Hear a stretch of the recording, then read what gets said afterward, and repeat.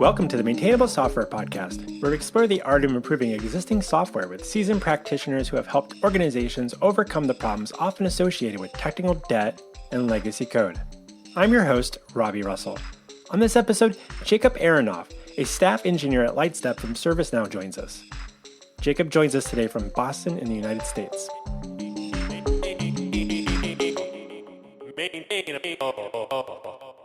Jacob Aronoff, we're so glad to have you join us on Maintainable. Welcome. Thanks for having me. This is incredibly exciting. So as you reflect on your experience in the industry, what do you believe are a few common characteristics of, dare I say, well-maintained software? The first one is care, right? I think You say hair? No, care. Care.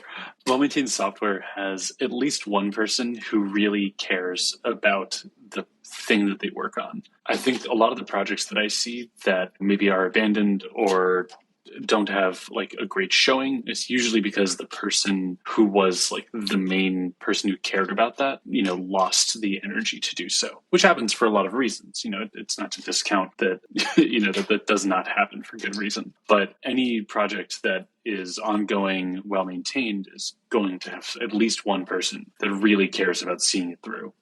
I think the other thing that for most projects is going to remain true is that you have a community of people, a group of people who can really put some weight behind it and make sure that it stays sustainable. I think that a solo developer running their own open source project is an incredible feat. It's very difficult to do.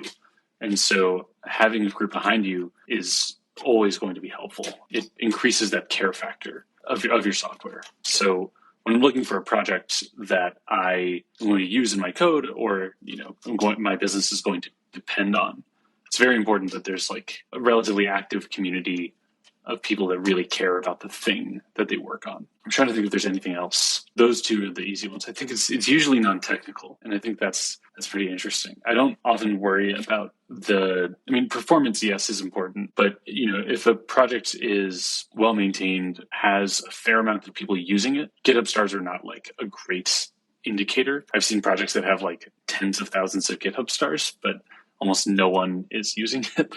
That's not one that I would necessarily go for as a sign of its quality. Performance benchmarks are great, but they're also really hard to do correctly. And also, I don't usually trust a open source project's own benchmarks if they're not publishing exactly how they're doing them. Sometimes people set them up so that they look better. There's not a standard for how the industry should do benchmarking. So it's not always the best thing to base it off of. I think as someone that maintains software, seeing that the contributors are active in responding to issues is really important. I've been doing a lot of JavaScript on the side recently, and you'll occasionally see these projects that have huge usages all across the ecosystem, but they haven't been touched in years, and the maintainer of it is just completely gone and does not respond to any of the issues. So I always look for issues. That's also where you find a lot of the performance stuff, real performance characteristics. Someone will usually say, hey, I found a memory problem, or, performance problem X, Y, and Z. At that point, if there's a good community behind it and a good maintainer that really cares about it, they're going to want to look into that, figure out why is this happening, right? So yeah, I think it's really all on the non-technical stuff for a technical project. Isn't that interesting? Yeah, definitely.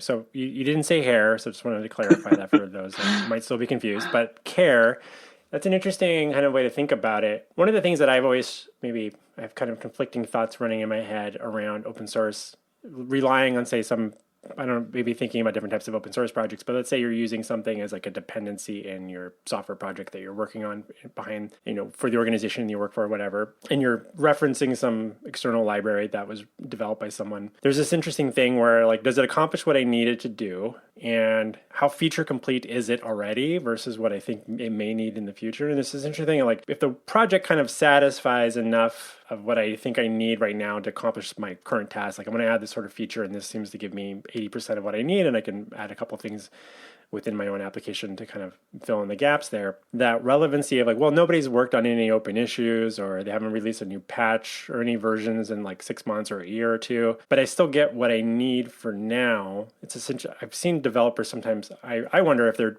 dismissing the project because like, well, nobody's actively participating in the project. But then if you look at the issues, like, well, are there bugs, or is it just like, hey, I want to add some new functionality that may or may not be applicable to my needs? It's always an interesting thing when another part of me is like, but I can also fork that project. I can go add in new functionality, or I've seen some projects where there'll be a lot of pull requests and see people have added things that they need for themselves through their own fork of it. I'm using forks because I like say GitHub or something. So they're able to do what they need for it, but it hasn't necessarily made it, it hasn't got merged into like the main project branch and by the original developer or what have you. Does it mean that that's not being taken care of, or is it just like everybody's able to take advantage of the software, but maybe they just like, I don't feel like I need to add any other stuff right now because it's given me what I've done and I've given everybody kind of a starting point. Like, how do you assess that up as you're weighing those options, or to take on take the scenario on, well, maybe the original maintainer is no longer doing a lot on it right now. It doesn't mean they will not in the future, but if they don't, I'm willing to gamble that I could potentially just work on these changes myself in my own fork of the project. So it's kind of like the point of open source, or always seeking out something that seems really active today, because I would predict most projects eventually reach that point. I'm coming at this from a single perspective. Perspective that I come at this right now initially was like, I'm an open source maintainer. And if I, as an open source maintainer, I'm going to use another person's open source library, I need to be sure that if I'm doing that for a good reason, right? I'm not just going to add a dependency for no reason. And so I want to be sure that if it's really something that my project is going to rely upon, I can rely on them as well to be active and make, especially around security fixes and like dependency updates. That's where this gets really important, because then you have a massive company reach out to you. You say, oh, I noticed that, dependency X has a CVE. You have to update that. And like, well, I can't do that because the project is abandoned. Like, that's not a great answer from me. When it comes to internal software, that definitely changes. And I think I was approaching it from that first angle.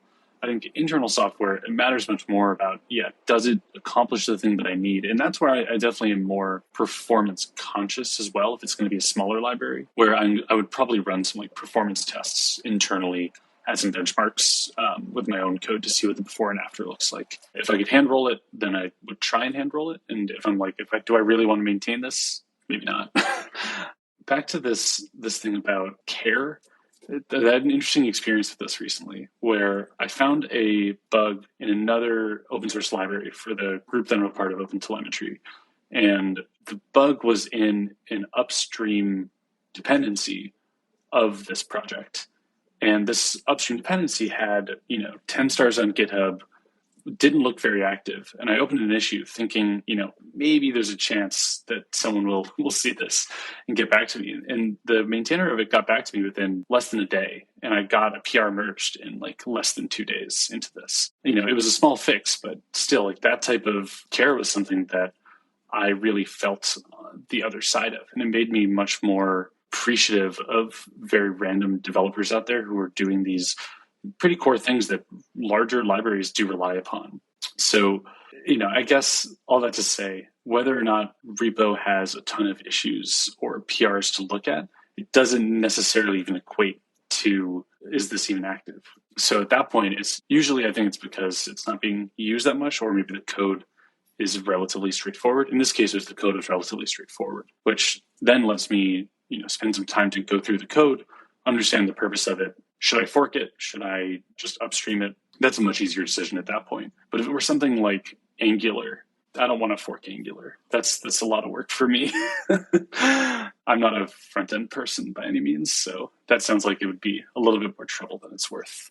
I can appreciate that. And I think you make a good point around when you're evaluating some open source project, you also need to kind of evaluate their dependencies, right? Like that project's dependencies, and know that there's going to be this chain that goes off, and you're like, well, I don't know that everybody that I talk to, at least when I'm like chatting with, like, say, folks on my team, we're talking about dependencies, and there might be concerns like, well, this one hasn't had a lot of activity in a while, but then it's like, well, are they keeping up with their own security patches from things that are upstream? Or, and I don't know that they usually take those couple extra steps to like look at those dependencies and see how those things are doing, because those things could definitely change and then kind of cascade downwards, and then it's challenging. But yeah, I think that there's some good things for folks to think about, and how well is the project being cared, and maybe being a little skeptical, or at least not thinking about GitHub stars as a great indicator of how much it's used or not. That's one thing about open source projects where it's easy to find data about downloads, and maybe to some degree, depending on the platform that how their dependency management stuff works, you can see but downloads, but then there's also GitHub stars and other things like that, or how much activity is on the things, or how many contributors have been on the project. Those are all like other little like signals that may or may not convey this holistic picture of the situation. But as someone that has a project with like a lot of stars on it, it's like an ego thing. I'm like, people like it, but are they using it all? I don't know. That's a completely different question. But and there's also downloads are a little bit of a skewed number too, because every time some Docker image loads things up, like they're downloading again. I'm like, it doesn't mean that. So it's kind of, we might be downloading a lot of things erroneously as an industry, but that's a different topic.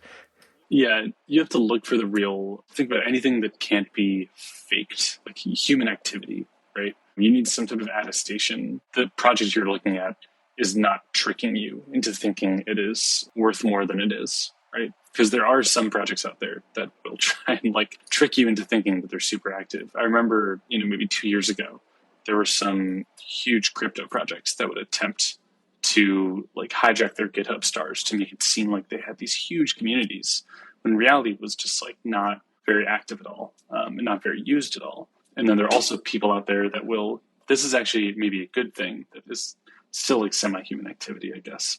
But there are some humans which I think have automated scripts that go around to every repository under GitHub and just opens up like maybe a PR or two at least for documentation fixes. I think that people started doing this when they realized that recruiters cared about your GitHub activity to see that it like had traffic, like consistent traffic. And so what they would do is just open up these like one-line documentation fixes, which is like, for me, I appreciate a one-line documentation fix. I think that it's easy for documentation to, not look great. So I don't really, who am I to say that this person doesn't, I shouldn't merge this because this is just what they do. That's silly. But that's just another example of like, it's someone gaming another non-technical system, right? I think I just saw someone, it was one of the original GitHub founders, posting about that they had heard that there's actually people like paying for GitHub stars now, and like you could pay to get GitHub, and it's like everything gets, which is disappointing, and like of course that's a thing. And I don't know where to go with that part, but it's a thing, So it's like, I think you make a good point, and then inflating those numbers. So it's kind of like it means something and it doesn't mean something, and hopefully GitHub is keeping a handle on the bots there, I guess. Cross our fingers there. One of the things I wanted to kind of touch on, and we're kind of in the realm of open source related topics. How do you think about do you use the metaphor technical debt very often in your day-to-day work or your open source work or something? How do you kind of define that right now? I feel like I don't think about it as technical debt. Like that's not the term that I would use, because usually what happens is there's like a feature that was developed years ago whose purpose can no longer be justified, if that makes sense. It's like, I guess it is what tech debt is, but it's a little bit more because someone's using it and it's still active and people care about it and want this feature. So it's not just, it's not really debt per se. It's more just, it does not make sense to expand the scope of what it does currently. And so usually, especially I work within OpenTelemetry, which has, I'd say, a pretty large mandate of like, we're going to try and make doing any telemetry operations in your environment like very simple, straightforward, and consistent. So that's like a pretty large mandate. And usually what we think about is like abstractions, I would say. That's how I think about it, is it's like back then someone chose the right abstraction for the time, but it is no longer the right abstraction because the scope has expanded more and more. OpenTelemetry started as a tracing-only project, but now it has support for metrics and logs, and I think they're talking about profiles. Like something that worked solely for traces will not also necessarily work for metrics. And at all costs, you want to avoid code duplication because you're trying to ship something that's going to be really efficient. And you want to care a lot about performance and code use, because if you have to repeat yourself a lot, people are just not going to use the code that you write. Any of that duplication can really frustrate users. So more and more what we see are bigger scoped abstractions. And that's, I think, more how I frame what I think a lot of people would call tech debt is it's just a new scope. The thing was previously well scoped, but it shouldn't be used to do the next thing. We should make a new thing that supersedes it and then deprecate the old thing because it's just not the best way to do it anymore. Great example of this, but I don't know if it's going to be too in the weeds. So there's this component that I work on called the target allocator, whose purpose is to evenly distribute targets in a Kubernetes cluster, Prometheus targets. So Prometheus works as like a pull-based model. You have a bunch of IP addresses in a cluster. Prometheus has to get those IP addresses and then query an API endpoint on each of them to get metric data. We wrote this piece of code called the target allocator that gets those IP addresses, but rather than Prometheus scraping it, we have a collector scraping it. And we're able to tell the collector, hey, you only scrape these 5 targets, and collector B, you scrape these 5 targets, and so forth. The benefit of this is that we can distribute the scrapes evenly among this pool, which Prometheus is unable to do because it has other stuff that it's up to. But so the problem, though, is that I just said the word Prometheus a lot. And so what if someone wanted to do this for another type of target? Something like, I don't know, you wanted to pull log data from a set of pods, or you wanted to get profiles from a set of pods. Or, these are all different types of targets. But because we've only treated this as a Prometheus issue, and that's how this service was designed, was to get Prometheus data, don't really want to expand the scope of that because it's going to really complicate the code base. What would be better to do is make something that's generic, that allows you to gather any type of target, distribute it to any type of receiver. That's the OTel word for it. And that wasn't done just because it was not the scope of the problem. So I think that's definitely the next type of scope expanding that my group will probably be doing in like a year. But there are other pressing matters. Hey folks, it's Robby, your friendly neighborhood podcast host. Let me cut to the chase. We've got a new sponsor, AppSignal, and they're a game changer. Do you know how dealing with errors and performance issues is like playing whack-a-mole in a dark room? AppSignal is the spotlight you've been missing. They bundle up to 6 monitoring tools into one. I'm talking error tracking, performance monitoring, host metrics, uptime monitoring, custom metrics for your application, and logging. If you're like me, I'm skeptical of any tool that promises to do everything, yet AppSignal shines through all that. AppSignal currently supports Ruby, Elixir, Python, Node.js, and if you're giving a go at one of these JavaScript front-end frameworks, you can easily integrate it into your application. And there's new language support on the roadmap. With plans starting out at a modest $23 US a month, it's a pretty sweet deal. Toss in ISO 27001 certification, GDPR, and HIPAA compliance, AppSignal is going to keep your data secure. Take a moment to set a reminder on your phone, send yourself an email, add it to your to-do list, and check out appsignal.com and snag your free trial today. Again, that's appsignal.com. Tell them that your good friend Robby from Maintainable sent you. Let's get back to our show.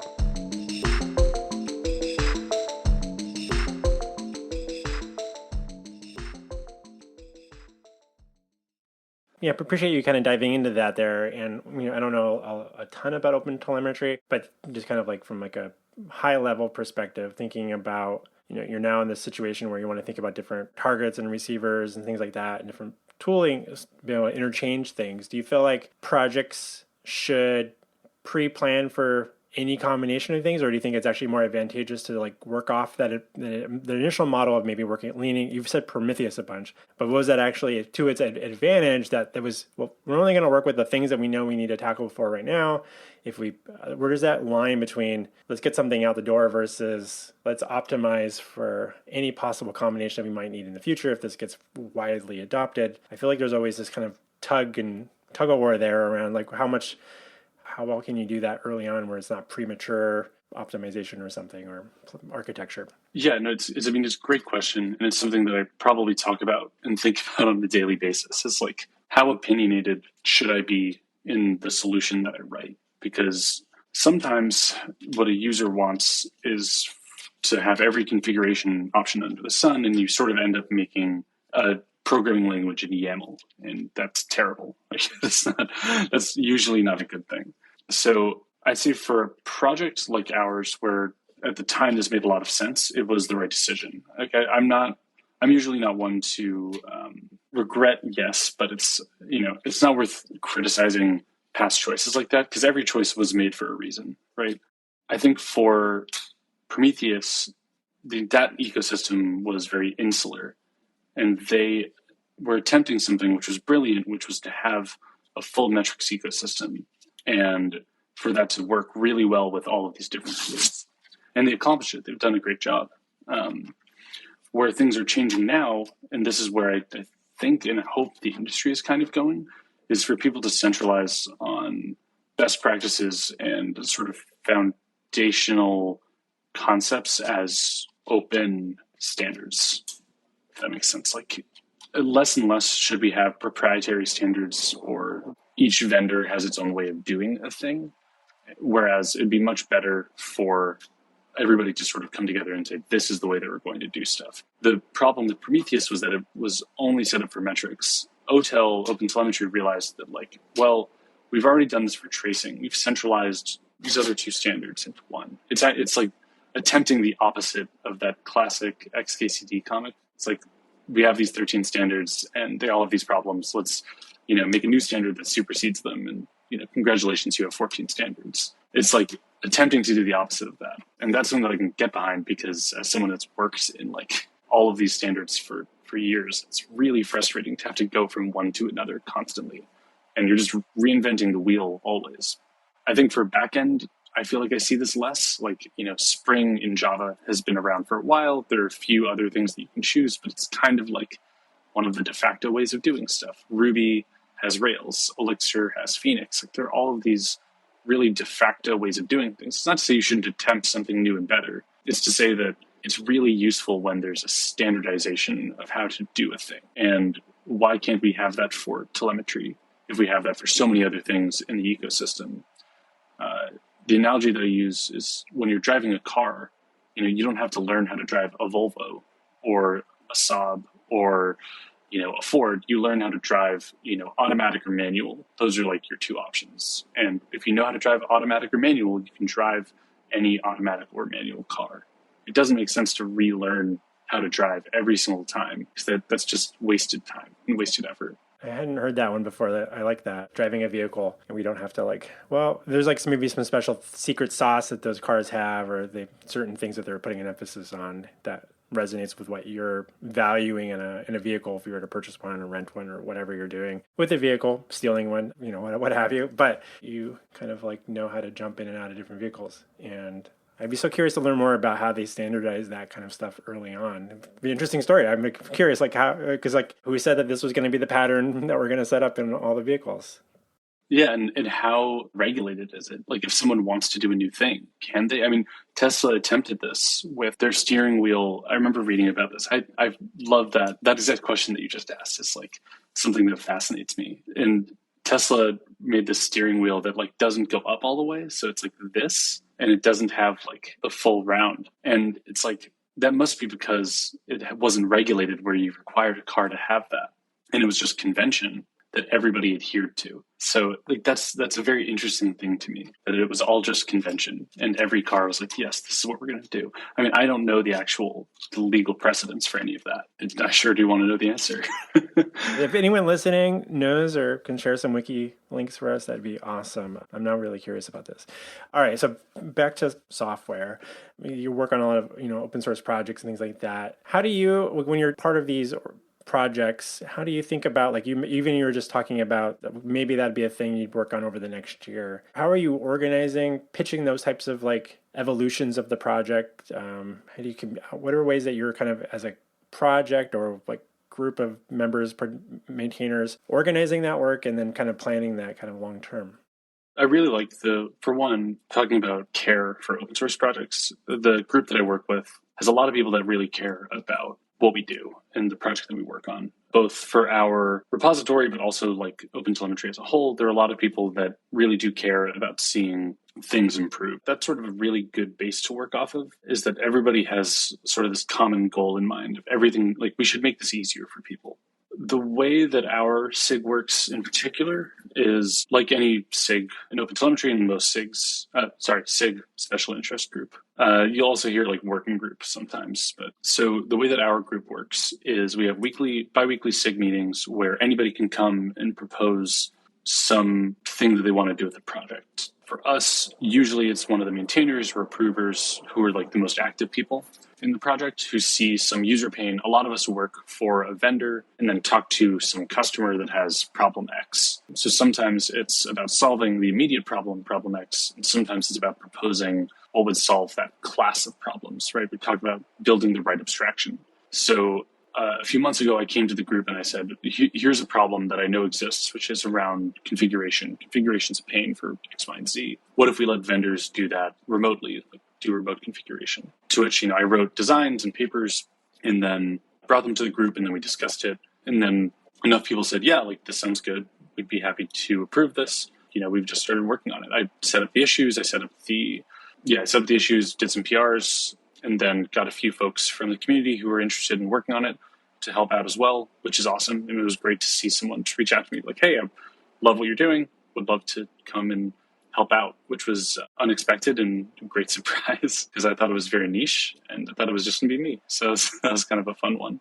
But regardless, that's the way that our group works. They're much larger groups like those at Kafka or Kubernetes or Elasticsearch, and they have a much longer process to do this type of thing where they have like public roadmaps about things that they want to work on. You write different proposals, like these really long, detailed proposals about the specific changes that you want to make. And then those all require, a certain amount. There's a lot of bureaucracy around it. And for good reason, right? Like these are projects that are really foundational to a lot of companies. So you want to be sure that whatever you do is not going to break the core user experience. For us, we are a smaller group.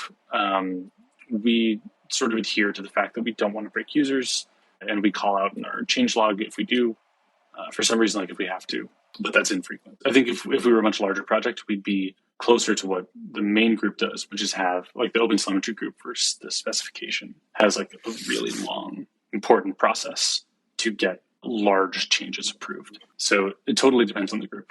I'll include some links to some of those projects as well in the show notes for people and see if I can track down. Even I'm curious about some of those, like you mentioned that like Kafka or Elasticsearch might have longer bureaucratic process, and like looking into that stuff, 'cause I'm curious to read some of that material. On the topic of open source projects, we talked a little bit about when you're assessing potential projects you might want to take advantage of and leverage for your project, whether that be some personal pet project, hobby thing, or something you're doing for the company that you're potentially employed by. For those listening that might have never participated or contributed to any open source projects historically, but they're maybe curious about it. First, maybe can you tell us a little bit like what prompted you to start working on open source projects? And then do you recall what the first open source project that you had code accepted and merged into?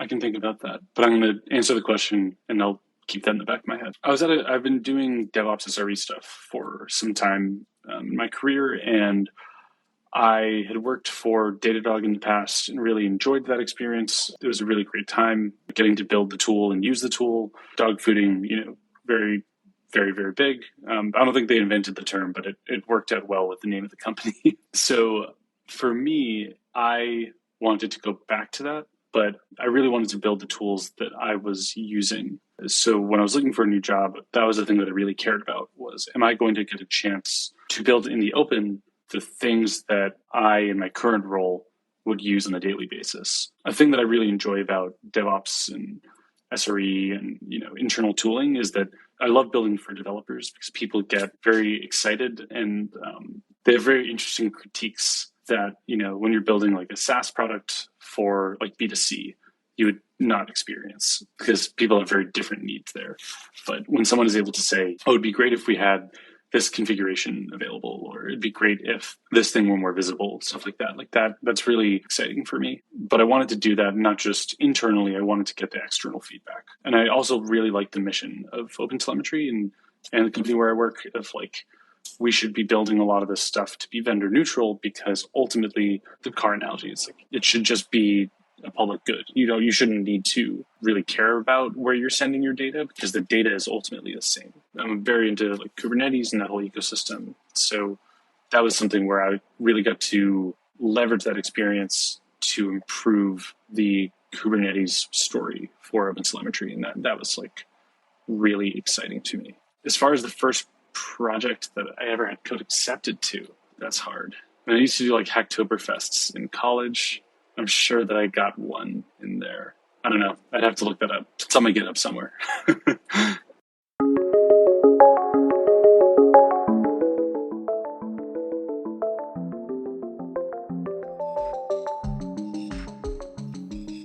We'll be back with our interview with Jacob in just a moment. Hi, it's me, Robby. I just wanted to take a quick moment to say thank you for making time to listen to the Maintainable Software Podcast. If you're finding these conversations valuable, stop everything right now and go over to Apple Podcasts and write a review to help spread the word. Give us a rating, and if you're not sure what to write in the little comment box, to say, Robby's mildly entertaining. I enjoyed the conversation he had with Jacob Aronoff. You could say something like that. You can also say, I have nothing more to say. 5 stars, 1 star, just be honest. But also, yeah, just do it. That'd be great. I need the reviews. It'll help more people see it. It's just how the algorithms work. Help my algorithm. Okay, let's get back to our interview. Jacob Aronoff.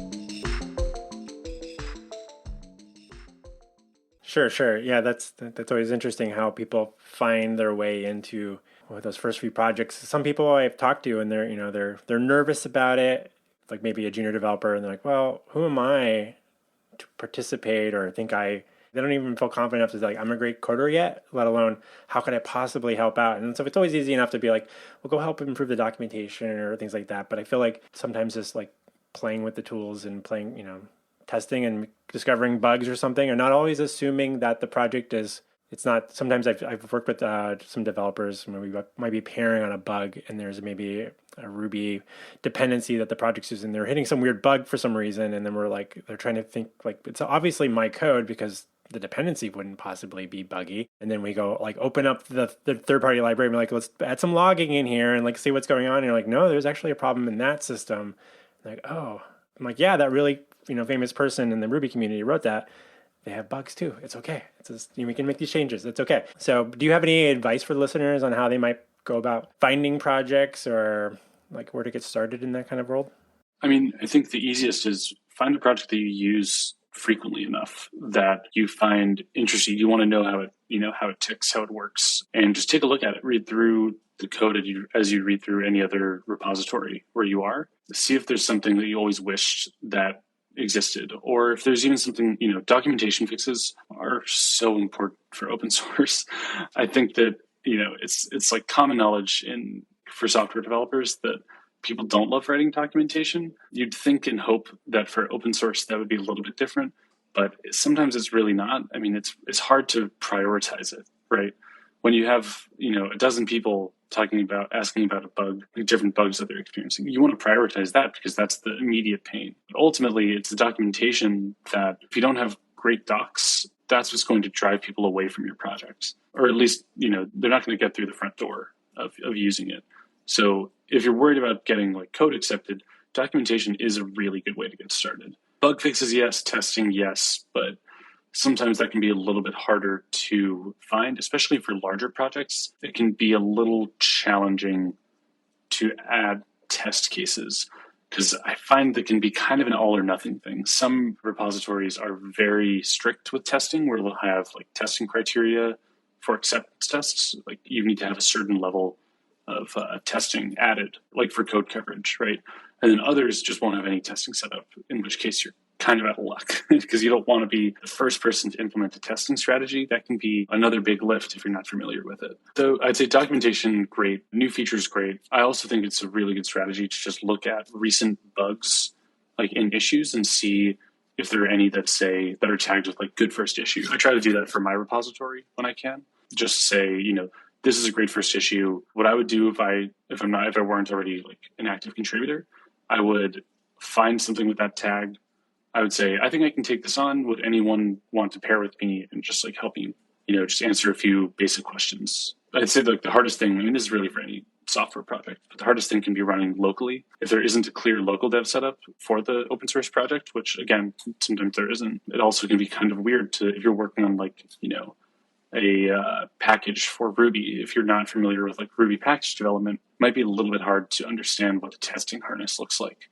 So pairing with someone is a great strategy. It's also great for me as someone who's like an open source maintainer. I love to pair up people, especially for this project, because the more people that are able to contribute, that's better for everybody. So like an hour of my time spent could save me hundreds of hours in the future. So I'm always happy to do it. That's great. Kind of leads into one of the other questions I was going to have is like you mentioned tagging, maybe issues that might be good for first issues for people. What other sorts of ways have you found that projects have been successful in recruiting more contributors? Or I say that as someone that has a project that has a few people contributing to it. A lot of people contribute to it, but I have a few people that I have the time to kind of act as like co-maintainers of the project. But it's always this interesting thing. Well, how do we recruit more people and feel confident to bring them in or trust these people to come in and have access to the main branch that's going to get deployed to everybody's computer? I think for us, OpenTelemetry has standards for access and how that works. So there's a clear process for us, which is you go from member to contributor to triager, approver, maintainer, and then emeritus. Like, you're not doing that role anymore, but you still maybe have some access. So I think like that is a great way to that's a good flow for us, because you can start just contributing. Maybe a maintainer or an approver will say, I need some help here. Anyone want to take this on? As far as recruiting people goes, I have gotten more comfortable doing two things. Asking for help. I'm saying I would love it if someone else could take this on, especially when someone brings a bug that I know is not going to take that long, but I just don't have time to fix. I'll say, hey, this is not going to take that long to fix. I can walk you through the fix, but if get you most of the way there and you can take it from there, that would be super helpful to me. So I've been saying that more and more just because it's so important to ask for help.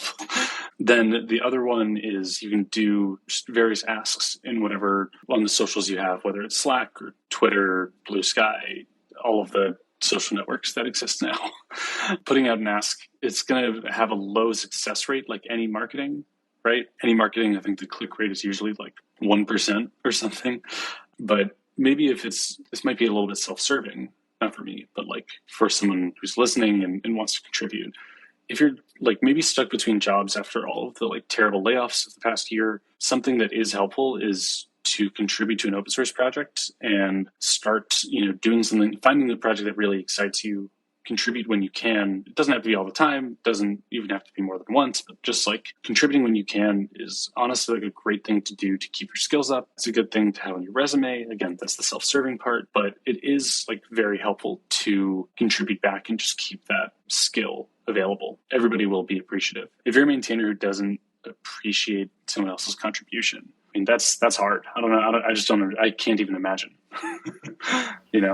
Yeah, I don't say thank you enough, nearly enough as I should, but I do try to be very mindful about that. And especially recognizing first-time contributors or people that had their code merged for the first time, trying to call that out. That's important things to try to do.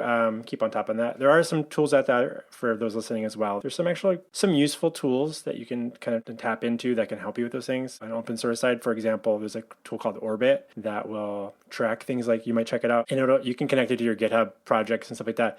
And it'll keep basically show your activity of your community, and when it'll like highlight when people first time tell you who's forking the project, who's starring it. It'll also tell you when someone got their code merged and by who. Kind of a nice little thing for projects to consider.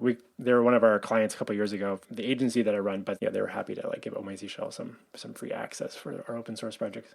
Yeah, you should check it out. It also was really nice. It coupled with Twitter as well until X changed their API rules, so that's no longer a thing. But it would also match up people tweeting about the project, my project, and like what's happening on GitHub and stuff like that. And we also sell stickers and T-shirts, and so I can also connect the dots there as well and show like this kind of ecosystem of who's using the project to some degree, considering it's an open source project. And GitHub doesn't have any sort of way to track like unique clones of your project or whatever. But also, I'd be remiss if I didn't thank you personally for like all of the work that you've done in the open source world, because yours was the first open source project that I read through a lot of the code of and really started hacking on and building on top of when I first got into software engineering. And I still have the theme that I wrote based on your Robby Russell theme for my shell that I see every day. And I made it almost 10 years ago.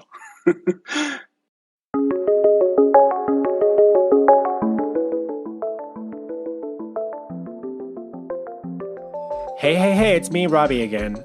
Have you subscribed to the Maintainable Software Podcast newsletter yet? Maybe? If not, head over to maintainable.fm. You can probably find the link in the show notes and click on newsletter and fill out the form.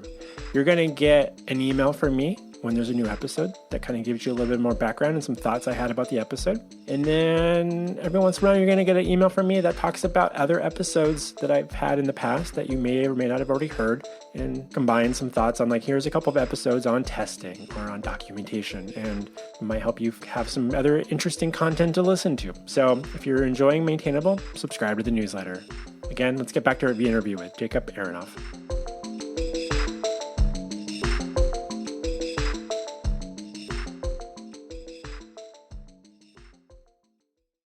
That's wonderful. I think it's just about to celebrate, maybe in the next week or two of this recording, where it's the 14th anniversary of creating the project.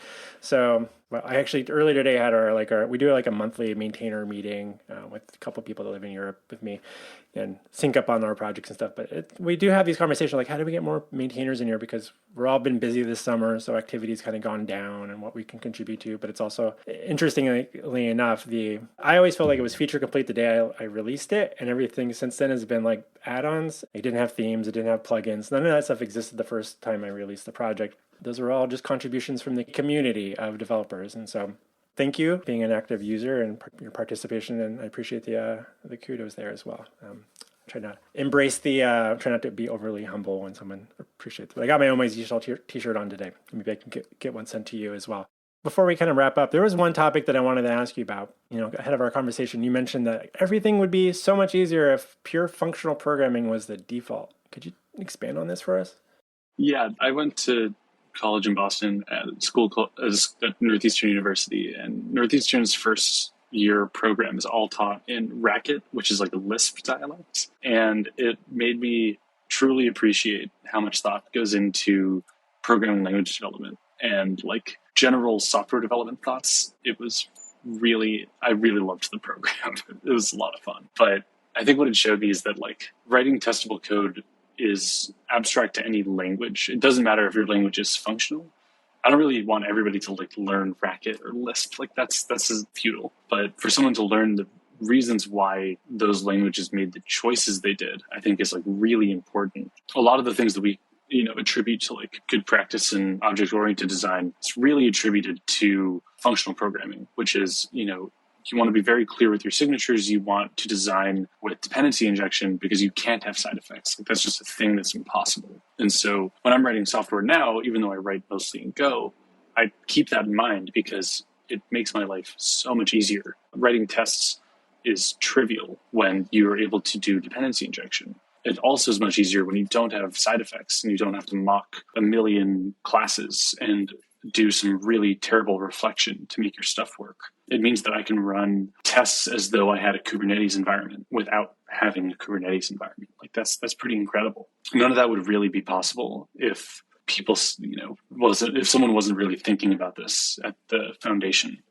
And so all I want is for more software to be like that, just more pure functional stuff where it's just, I don't know, easier to reason about for me.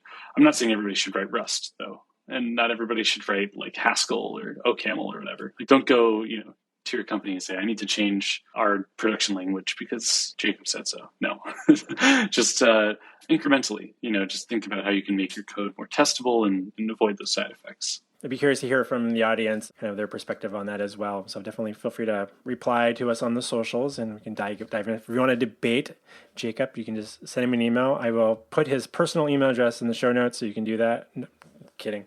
But definitely, that's interesting. Couple of quick last questions for you as we're wrapping up. Unrelated to software development or programming, is there a non-technical book that you find yourself recommending to peers from time to time?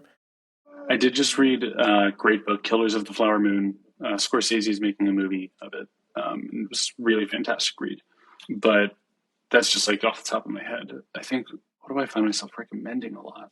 I don't know, Hitchhiker's Guide to the Galaxy. I feel like because I'm very classic nerd / child of the 90s. But that's one of my favorite books. And I definitely recommended that a lot.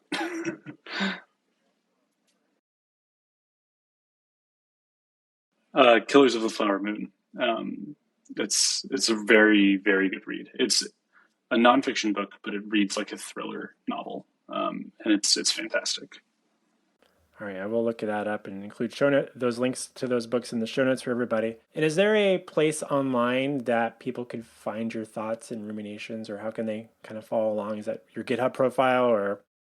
GitHub probably. I have a blog that I always say I'm going to post more this year, and then I don't. But I don't know. I'm not really active on a lot of socials. Maybe like I'm on Blue Sky now with my domain, which is Aronoff.com. That's probably the best place to find me now. I'm not really on Twitter at all anymore. At least I try not to be. And yeah, it's probably best. My website is where you can find some thoughts on things when I do have thoughts on things and tutorials and stuff. I'll include links to those in the show notes, and then you'll at least have one thing to blog about. Is this? You can share this episode on your blog. Yeah, I definitely will. So we'll at least get that going for you. Well, thank you so much for stopping to talk shop with us, Jacob. It's been such a delight having you on Maintainable. Thank you so much for having me.